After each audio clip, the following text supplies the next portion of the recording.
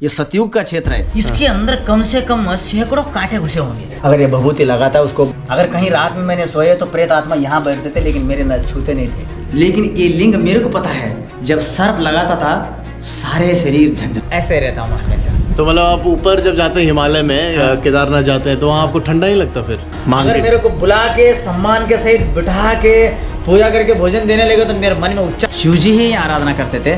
आज सनातन से जुड़ी कुछ बेहद ही रहस्यमयी बातों से पर्दा उठेगा दोस्त, पर उससे पहले आप मिलिए शिव योगी बाबा से, जिनसे मैं आंध्र प्रदेश के श्री सैलम में मिला था। और आज दोबारा जब पुरी में मिलना हुआ तो हमने पुरी के उन रहस्यों को लोगों के सामने लाने का निश्चय किया जो अभी तक इंटरनेट की दुनिया में नहीं दिखाया गया है। गुंडचा मंदिर, जो कि जगन्नाथ भगवान का घर है, या रथ यात्रा यहाँ पर आकर रुकती है और फिर यहाँ से वापस मंदिर में जाती है। आज हम पुरी से कोणार्क के सूर्य मंदिर जाने के लिए निकल पड़े थे, पर इस बात से बिल्कुल अनजान कि 36 किलोमीटर जाने और 36 किलोमीटर आने में पूरा दिन निकल जाएगा और शाम को समंदर के किनारे बैठकर मैं बाबा जी को हारमोनिका बजा के सुना रहा हूँगा। फिलहाल वर्तमान में वापस आते हैं और मैं आपको बता दूं कि बाबा जी को भी बुलेट की सवारी करने में बहुत ही आनंद आ रहा है। अभी हम पुरी से कोई 7 किलोमीटर दूर मोहनीपुर गांव के एक ढाबे पर नाश्ता करने के लिए रुक जाते हैं। चाय वाय मिलेगा? चाय? ये पूरा झटा बढ़ाने में कितना टाइम लगा आपको? ये बहुत जड़ा था मेरा। पहला एक बार कोरोना आया था ना, हाँ। समुद्र में नहाता था मैं, खारा पानी होता है, गड़ गड़ के कट गया।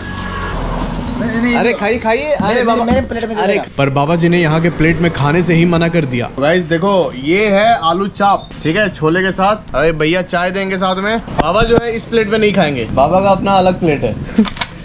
ये है बाबा का प्लेट। ये किस चीज से बना हुआ है? नारियल का है क्या? नारियल का? नहीं, ये समुद्री फल होता है एक है। अच्छा। उसी ये इसको अक्षय पात्र कहते हैं। अच्छा। भिक्षा का पात्र यही है, ये गुरु द्वारा दिया जाता है। अच्छा। और इसी में हमको भोजन करना है, इसी में पानी पीना है, इसी में जीवन निभाना है। क्या हाँ, यही भिक्षा पत्र है। इसलिए भगवान शिव जी ने अन्नपूर्णा से भिक्षा मांगी थी ना। हाँ। ओम हर ओम अन्नपूर्णे सदा पूर्णे शंकर प्राणवल्लभे ज्ञान वैराग्य सिद्धर्थे भिक्षां दे च पार्वती। हाँ। माता च पार्वती देवी, पिता देवो महेश्वरा। ये भिक्षा इसी में लेना है, इसी में पाना है। भैया डालिए इसमें छोला डाल दीजिए। हाँ, बहुत शानदार बना भैया। इसको बोलते हैं यार गाम बरा गुरगुला। ये मीठा होता है। अच्छा, ये खाया है मैंने।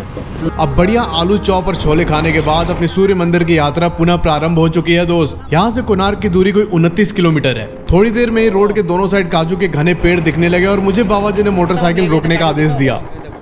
ओ भैया, ये देखो काजू के पेड़। एक बार आराम से उतरिए बाबा, है ना? वैसे पैर मत फांदिएगा, है ना? हाँ। फूल में ही ये फल लगता है। अच्छा। फल लगने से अंदर आम जैसे गुठली होता है। अच्छा। वो गुठली तोड़ने के बाद काजू निकलता है। जैसे आम का रस नहीं पीता, वैसे काजू का रस पी सकते हम। अच्छा। अंदर गुठली होता है, ऊपर कवच में काजू और वो मलाई होता है उसका, वो खा सकते हैं। अरे बाप। खाने के बाद वो जब सूखेगा, हाँ। तो तोड़ने के बाद काजू निकलता है। वो कोणार्क में मिलेगा तुमको, पैकेट बेचता हुआ सब। काजू के बारे में ये दुर्लभ जानकारी लेकर वीना नदी के ऊपर बने इस पुल को पार करके हम बालेश्वर पटना गांव के एक आश्रम में पहुंच जाते हैं। पिछले 40 साल से भारत के अलग अलग हिस्से में भ्रमण करने के बाद बाबा जी ने अच्छी जान पहचान बना ली है और इस रामकृष्ण आश्रम में ही इन्होंने बेलपत्र वृक्ष के नीचे नर्मदेश्वर शिवलिंग की स्थापना भी की थी। परमहंस महाराज जो थे वो काली माता के बहुत बड़े भक्त है ना। ये वाले काली माता के दर्शन, काली माता के दर्शन हुए हैं। दर्शन है, कृपा भी है और सब कुछ पर्याप्त। माता स्वरूपा गांव के भक्त है। ये पूजा, ये मेन पूजा करते हैं रामकृष्ण मिशन का। ये माता लोग यहाँ गांव में रहते हैं सारे। अच्छा। यहाँ पर कुएं से पानी निकाल के शिवलिंग का जलाभिषेक करने के बाद हम कोणार्क की तरफ अग्रसर हो जाते हैं। करीब 12 साल तक पुरी के इस क्षेत्र में घूमने का बाबा जी का जो भी अनुभव रहा है, मोटरसाइकिल पर पीछे बैठ के वो सारे अनुभव बाबा मुझसे शेयर कर रहे थे, जिसके बारे में सुनकर मुझे भी बड़ा आनंद आ रहा था। और तभी बाबा जी को कुछ याद आया और उन्होंने मुझे मोटरसाइकिल एक गाँव की तरफ मोड़ने का आदेश दिया। यार देखो, कृष्ण भगवान का कितना सुंदर मंदिर है, कितना शानदार मंदिर बनाया है। अभी हम कृष्णा भगवान के एक बहुत ही सुंदर मंदिर में पहुंच चुके थे। अरे बहुत ज्यादा हो गया, उतना मत दीजिए, बाबा में दीजिए, बाबा में दीजिए। अरे खाइए, बैठना नहीं होगा मेरे को। हो जाएगा, खाइए तो। गाड़ी में बैठना नहीं होगा मेरे को। और यहाँ खीर वाला प्रसाद खाते खाते बाबा ने अपने भारत भ्रमण की कुछ दिलचस्प बातें बताई जो अच्छे ट्रैवलर्स को भी शर्मिंदा कर देता। गुरु, आप मतलब पूरे साल कहाँ रहते हैं ये बताइए। जब ठंड पड़ता है पूरा उत्तर भारत में, यहाँ उतना गर्मी भी नहीं रहता, उतना सर्दी भी नहीं रहता। समुद्री एरिया में मैं रहता हूँ यहाँ 2-3 महीना। यहाँ रहता हूँ, कर्नाटक रहता हूँ, तमिलनाडु रहता हूँ, केरल में जाता हूँ, पुडुचेरी जाता हूँ, महाराष्ट्र जाता हूँ। मुझे जहाँ गर्म साइड इलाका है और किष्किंधा चंद्र जहाँ हनुमान का जन्म है, हनुमान, बाली, सुग्रीव, अंगद, नल, नील, नम, हम्पी बोलता है। विरूपाक्ष महादेव, तो वहाँ रहता हूँ। फिर जब यहाँ से गर्मी बढ़ने लगेगा, मैं ठंड इलाके में जाता हूँ। जैसे पहला काशी विश्वनाथ में रहेगा, विश्वनाथ होते हुए हरिद्वार होते हुए ऋषिकेश होते हुए उत्तरकाशी होते हुए फिर गंगोत्री, यमुनोत्री, फिर केदारनाथ, बद्रीनाथ, तुंगनाथ, मदमहेश्वर, गोपेश्वर, कल्पेश्वर, गुप्तकाशी, उत्तरकाशी, सारा 4 महीने तक मैं हिमालय भ्रमण करता हूँ। हाँ, गौमुख से लेके फिर जब उधर हो गए और आगे जाना है तो मैं हिमाचल एरिया में चले जाता हूँ, कहीं भी तिब्बत एरिया में, हिमाचल में क्षेत्र ठंडे एरिया में रहता हूँ। अब जब वहाँ ठंड बढ़ता है तो इधर गर्म में आता है। हाँ, तो एक बात फिर मैं जैसा ये वस्त्र है मेरा, हाँ, ऐसे रहता हूँ हमेशा। तो मतलब आप ऊपर जब जाते हैं हिमालय में, हाँ, केदारनाथ जाते हैं, तो वहाँ आपको ठंडा नहीं लगता फिर?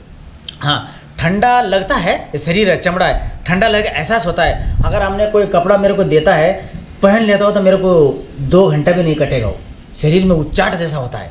अब मैं फेंक देता हूँ उसको, फिर मैं जैसा ऐसा आता हूँ वो सामान्य रूप से ठीक रहता हूँ। हाँ, और चप्पल है ये, इसके अंदर कम से कम सैकड़ों कांटे घुसे होंगे। अच्छा, इसके अंदर, ये चप्पल के अंदर, ये पैर के अंदर है। और रोड पे जो नंगे पैर, मैं हमेशा नंगे पैर चला, पूरा भारत में मैंने नंगे पैर चला। लेकिन इसमें कई छोटे छोटे कांचे होता है, रोड में गाड़ी टूटता नहीं, वो शीशा, हम चलते हैं तो शीशा घुस जाता है, वो निकलता नहीं, वो अंदर ही रहता है। तो कई बार हम निकालते भी, लेकिन दिखाइए पैर अपना, देखो, बाप रे भाई, ये देखो, हाँ ये पैर है, ये भारत भ्रमण, हाँ, खाली पैर का भाई वो है, हाँ देखो। इसमें अंदर कई कांचे हैं, कई कांटे हैं, हाँ, लेकिन फिर भी मेरे को चप्पल पहनने का दिल तो करता है, कोई बोला तो, लेकिन पहना तो मैं 2 घंटा में पहन पाएगा। अच्छा, हाँ, ऐसा हो जाएगा मैं बीमार पड़ गया।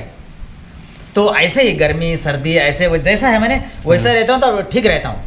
हाँ, अच्छा, अच्छा, अच्छा, हाँ, और भिक्षा मांग के भोजन करता हूँ तो मेरा मन तृप्ति रहता है। कोई मेरे को बुला के पंगत में बिठा के ढंग से भोजन कराए, फिर मेरा मन तृप्त नहीं रहेगा। हाँ हाँ, अगर मैं जाना चाहिए, जैसे महाराज है पूजा कर रहे और भोजन बनाए, महाराज मेरे को प्रसाद दे दो, ये देते तो मेरे एकदम मन प्रसन्न रहता मेरा। हाँ, अगर मेरे को बुला के सम्मान के सहित बिठा के पूजा करके भोजन देने लगे तो मेरे मन में उच्चाट होने लगता है। ऐसा होता है तो कहाँ जा रहा? अच्छा, हाँ, ऐसा होता है तो कहाँ जा रहा, ये भगवान के पास नहीं जा रहा तो कोई और ही जा रहा। और मैं ऐसे इस रोड पे, ये जगन्नाथ से कोणार्क रोड पे मेरा पैदल जाने का आने का रास्ता, ये सिंगल रोड हुआ करता था, मैं अकेला पैदल चलता था इस पे। तो फिर मैं कहीं भूख लगता है मेरे को, जल्दी मैं इधर उधर जाके मांगता हूँ किसी को, या रोटी खिलाते हैं मेरे को लाके, भगवान तो भूखा नहीं रहने देता मेरे को, कहीं ना कहीं देता ही। हाँ, आज तक मेरी जीवन में, इतिहास में मैं कभी भूखा नहीं रहा। मेरे को मिलता है, चाहे वो बिस्किट भी खिलाए कोई, हाँ, लेकिन खिलाते हैं। मैं भगवान को बहुत ये हूँ। तो फिर जैसे जाता हूँ, जब मेरे को भिक्षा मांगने से मिलता है तो मैं तृप्त रहता हूँ, और उनको भी भला है जो मेरे को भिक्षा देता है ना, मैं अनुभव करके देखा है मैंने। उनका हर कार्य होता है। और जो जैसे भंडारा होता है, पंगत है, कहीं शादी शुदी है, वैसे जाता नहीं मैं, अगर अचानक गया सारा उल्टा होता है काम। तो इसीलिए नहीं, मैं भिक्षा मांग के भोजन करता हूँ और पूरा भारत भ्रमण करता हूँ, और हमेशा नित्य हमारे सनातन धर्म के जो नियम है उस नियम को लेके चलते हैं, और 24 घंटा उसी में रहता हूँ मैं। जय शंकर महाराज, जय शंकर महाराज। हाँ, यही है। और इसीलिए हमारे सनातन धर्म, इसका मतलब क्या, सत्य पे चलना, सत्य बोलना है, सत्य रास्ता अपनाना है। सत्यम शिवम सुंदरम। इस मंदिर से निकलकर थोड़ी दूर राइड करने के बाद पक्की सड़क का साथ छूट जाता है और हम कोणार्क की उस धरती पर पहुंच चुके थे जहां भगवान कृष्ण के पुत्र साम जी ने तपस्या की थी।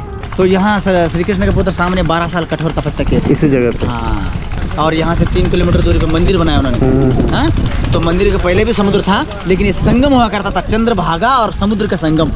एक बात तो तय थी, अगर बाबा जी ना होते तो मुझे कभी इन सब तीर्थों के बारे में पता नहीं चलता दोस्त। और हर टूरिस्ट के जैसे मैं भी बस जगन्नाथ धाम के दर्शन करके पुरी से वापस चला जाता। खैर, अभी हम 13वीं शताब्दी में राजा नरसिंह देव द्वारा बनाया गया कोणार्क सूर्य मंदिर पहुंच चुके हैं। मंदिर की दीवार पर की गई नक्काशी, 8 पहर को दर्शाता हुआ ये चक्र, टूटे सिंह की मूर्ति और इस जगह की भव्यता को देखकर मैं एकदम हैरान रह जाता हूँ। और ये सोचकर मन में दुख भी होता है कि कैसे बंगाल सल्तनत के जनरल सुलेमान कर्रानी ने 1508 में इस सूर्य मंदिर के अंदर तोड़फोड़ मचाया होगा, और जाति के नाम पर बढ़ चुके हमारे राजा इस धरोहर को बचाने में असमर्थ होकर चुपचाप इस विनाश के मंजर को देख रहे होंगे। कुछ देर मंदिर के प्रांगण में बिताने के बाद हम अनंत अवधूत मठ के अंदर आ चुके थे। ये मठ कोणार्क सूर्य मंदिर से कोई 200 मीटर दूर है, और अब आपको पता चलेगा कि इस मठ में ना आकर पूरी भ्रमण करने वाले टूरिस्ट कितने ही अद्भुत एक्सपीरियंस को मिस कर रहे हैं।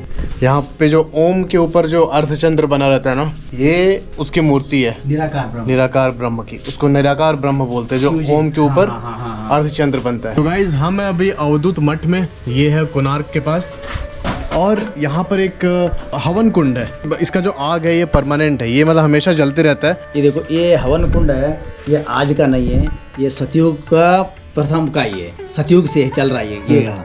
जब इस क्षेत्र में जहाँ चंद्रभागा और सागर के संगम हुआ करता था, इस सागर के संगम पे भगवान शिवजी ने कि यहाँ प्रथम स्थान है। हाँ, शिवजी ही आराधना करते थे, इसीलिए इस स्थान का नाम शिवजी का एक रूप अवधूत रूप भी है। इसीलिए कालांतर में इसको अवधूत पर अनंत अवधूत म्हणजे ये मठ का नाम भी पड़ा है। इसीलिए यहाँ कालांतर में जैसे सतयुग है, त्रेता है, द्वापर है, ये द्वापर आने के बाद इस स्थान की प्रचलन आया। अच्छा। हाँ, पहले तो सतयुग से ही शिवजी ने यहीं बैठ के ये इसी स्थान पे गायत्री का उच्चारण किए थे। ओम भूर्भुवः स्वः। कालांतर में द्वापर युग में भगवान श्री कृष्ण का पुत्र को जब दुर्वासा भगवान शिव का अवतार है, उस अवतार उन्होंने श्राप दिए थे, इसीलिए इस स्थान पे उन्होंने भेजा गया है शाम जी को। शाम जी ने कठोर 12 साल कठोर तपस्या किए। तपस्या के बाद भगवान सूर्यदेव ने शिव स्वरूप में, मध्य स्वरूप में उनको दर्शन दिए। फिर द्वापर युग से फिर ये प्रचलन में आया। और ये स्वामी जी यहाँ इस मठ के संचालक है और यही देख रेख मठ है। ये जो ग्रंथ है सारा यहाँ भगवान सूर्य नारायण इस क्षेत्र से संबंधित ग्रंथ है। ये पौराणिक है, ये सतयुग का क्षेत्र है, ये आज का नहीं है। इसीलिए हर जो भी ऋषि मुनि आया, साधु संत आया, इस पीठ पे जो भी रहा है, उन्होंने अपने अपने ज्ञान के अनुसार ये सारा वर्णन किया। मुझे जैसे जैसे जिस स्थिति में रहते थे वो उस स्थिति से सारे इनमें वर्णन आता है। ये ग्रंथों के इनमें सारा वर्णन आज भी पर्याप्त मौजूद है इस स्थान पे। इसीलिए मैं हर यात्री को नम्र विनंती से अपील करता हूँ, जो भी आएगा इस तीर्थ पे आके यहाँ दर्शन करे और इस ग्रंथों का, इस हवन कुंड का और भगवान सूर्यदेव का दर्शन और शिव जी का जल चढ़ा के यहाँ से चले जाए। गाय का भी ले लो। ले लिया। गाय का भी आएगा। तो यहाँ पे आपका क्या एक्सपीरियंस था बाबा, बताइए सबसे पहले आए थे तो। लिंग इतनी जागृत लिंग है, तो मैं भारत में ऐसा कोई तीर्थ में लिंग का जल नहीं डाला, लेकिन यहाँ बहुत ही अद्भुत लिंग, सूर्य लिंग यही है। अच्छा, अंदर बताता हूँ। शिव जी इस ब्रह्मांड में 8 रूपों में है, ठीक है। एक आता है पृथ्वी तत्व लिंग, एक आता है जल तत्व लिंग, एक आता है अग्नि तत्व लिंग, एक आता है वायु तत्व लिंग, एक आता है आकाश तत्व लिंग, एक आता है चंद्र लिंग, एक आता है सूर्य लिंग। अच्छा। और एक आता है आत्मा परमात्मा प्राणलिंग वायुलिंग आत्मलिंग। 8 रूप में ब्रह्मांड में व्यक्त है ना। मैं भारत का सभी लोगों को बताता हूँ, यही लिंग का नाम है सूर्य लिंग। अच्छा। हाँ, इसीलिए कहीं भी कोई भी यात्री 8 रूपों का भगवान का दर्शन करना है, तुम्हें अवश्य यहाँ आना पड़ेगा।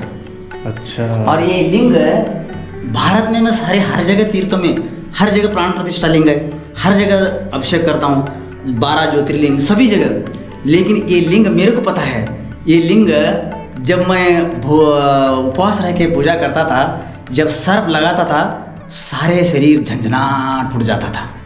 हाँ, यही एक लिंग के अंदर मेरे को अद्भुत दर्शन हुआ। इसीलिए मैं कहीं भी हो इस लिंग पे पहुंच जाता हूँ। कहीं भी किसी बार भी आता हूँ, कोई भी मारा गया तो महाराज को पता है, उनको भी फोटो ले लो, इनको पता है महाराज जी को, मैं हमेशा इसमें जल चढ़ाता हूँ। ये लिंग को जिसने आराधना किया है उसका जीवन व्यर्थ नहीं होगा, उसको जो कामना पूरा हो जाता है, ये होना ही होना है, वो बात अलग है, लेकिन उसका जीवन उद्धार हो जाएगा। कोई भी, मैं हर प्राणी को, हर व्यक्ति को बोलता हूँ, मैं भारत में सभी तीर्थों में दर्शन करके अगर इस लिंग का दर्शन नहीं किया, समझ लेना तुम्हारा तीर्थ अभी पूरा नहीं हुआ। ये देखो, अरे वाह वाह वाह, ये भगवान सूर्यदेव का मूर्ति है। और ये जो भभूत है बाबा, इसकी क्या महिमा है? शरीर के अंदर जो व्याधि होता है ना, व्याधि रोग, अगर वो भगवान शिव जी का रूप ने याद करके, दर्शन करके, सूर्य स्वरूप में सूर्यदेव की याद करके अगर ये भभूति लगाता है, उसको बहुत ही कष्ट दूर हो जाएगा। जैसे कोई आत्मा पीछे पड़ता है, भूत प्रेत पिशाच ऐसे होता है ना, व्याधि गीधि ऐसे वैसे थोड़े संकट आता है, उसमें निर्वाह होता है। ये वास्तव में पता है, लेकिन श्रद्धा से लगाने से, बिल्कुल भरोसा रख के श्रद्धा विश्वास भक्ति द्वारा जो लगाया जाता है उसके लिए ठीक है। और वो कुछ नहीं, वो ऐसे वैसे करता रहा तो वैसा नहीं होता। ठीक है, ठीक है, वो ले लेता हूँ। हाँ, ले लो, वो भभूति दे देना। ये भभूति का भस्म मैं पहला लगाता था। अच्छा। हमेशा भर भर के पन्नी भर के ले जाता था। अच्छा अच्छा। हाँ, इसी भस्म में रमाता था। अच्छा। शरीर में मेरे को अनुभव इस चीज का। अगर कहीं रात में मैंने सोया तो प्रेत आत्मा यहाँ बैठते थे लेकिन मेरे नर छूते नहीं थे। इतना पावर है इसमें। हाँ भाई ये क्या एक्सपीरियंस हो रहा है यार, मतलब अरे बाबा नहीं हो तो बताओ मैं कहाँ घूम पाता, कहाँ। देखो ये सब शंकर जी की महिमा है, वो चाहते थे कि मेरे द्वारा पता चल रहा है आप लोगों को। और यहाँ पे आओ यार, ये जगह जो है मतलब बहुत शांति है यार, यहाँ पे बहुत शांति। यहाँ पे रहने वहने का भी है व्यवस्था? हाँ हाँ, यहाँ रहने की व्यवस्था आराम है, से खाने रह की सकते हैं व्यवस्था आप, रह के अध्यात्म और यहाँ पे योगा, अपना पूजा पाठ, भजन कीर्तन। फाइनली कोणार्क से पूरी वापस लौटने का समय आ चुका था। शाम ढलने वाली थी और हम सनसेट देखने एक बीच पर रुक जाते हैं। यहाँ बाबा ने नहा धोकर कुछ अनुष्ठान किया और शरीर पर भभूति लगाने लगे। 1 2 3 4 5 5 खंड हो गया, चक्र हो गया। चक्र पर अलग मंत्र से लगता है, खंड पे अलग मंत्र से लगता है, विभूति अलग। हाँ बस बहुत बुद्धि है इसका। तो दिन भर में कितने बार खंड पे लगता है, कितने बार चक्र पे लगता है? दिन भर 5 बार लगाता हूँ मैं, 5 चक्र पे 5 खंड पे। अच्छा। बाबा जी के साथ बिताए गए हर पल और जो भी ज्ञान मैंने अर्जित किया उसके लिए मैं भगवान और बाबा जी को धन्यवाद देता हूँ। शायद भगवान यही चाहते थे कि इस वीडियो के द्वारा आप सब तक ये जानकारी पहुँचे। हर हर महादेव।